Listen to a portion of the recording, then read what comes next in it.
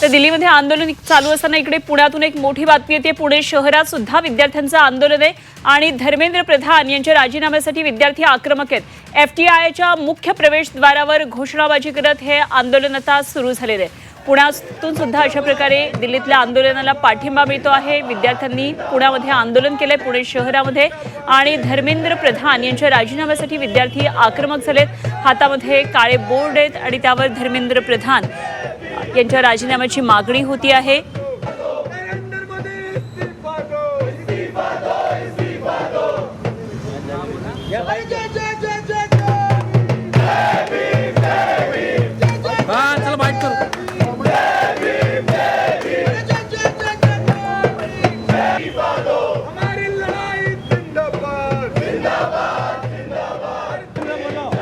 ठिकठिकाणी सध्या आता हे विद्यार्थ्यांचं आंदोलन दिल्लीतल्या आंदोलनाला पाठिंबा देण्यासाठी होताना पाहायला मिळते आपल्याला। पुण्यातल्या आंदोलनाची दृश्य तर दुसरीकडे आता संसदेच्या पावसाळी अधिवेशनाला सुरुवात होतीये। दुसरीकडे आपण हे दृश्य पाहतोय।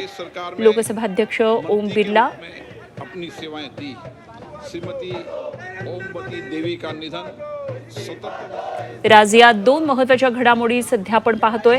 एकतर दिल्लीमध्ये विद्यार्थ्यांचं आंदोलन सुरू आहे, त्यांच्या आंदोलनाला पाठिंबा देण्यासाठी वेगवेगळ्या राज्यांमध्ये जिल्ह्यांमध्ये आंदोलनं होतात। पुण्यातल्या विद्यार्थ्यांचं आंदोलन आपण पाहत होतो, आता दिल्लीतल्या विद्यार्थी सुद्धा मोठ्या आक्रमक झालेले आपल्याला पाहायला मिळतात। सकाळपासूनच या ठिकाणी देशाच्या कानाकोपऱ्यातून विद्यार्थी जमलेत आणि त्यांच्या आंदोलनाला पाठिंबा देण्यासाठी इकडे पुण्यामध्येही आंदोलन झालं, तर इकडे संसदेच्या अधिवेशनाला आता सुरुवात झालेली आहे। आज संसदेच्या अधिवेशनाचा पहिला दिवस आहे, त्यामुळे आज या विद्यार्थ्यांच्या आंदोलनाचा नेमका या संसदेतल्या अधिवेशनावर नेमका काही परिणाम होतो आहे का हे सुद्धा पाहायचंय। हा मुद्दा आज अधिवेशनामध्ये चर्चेला जातोय का हे पाहायचंय।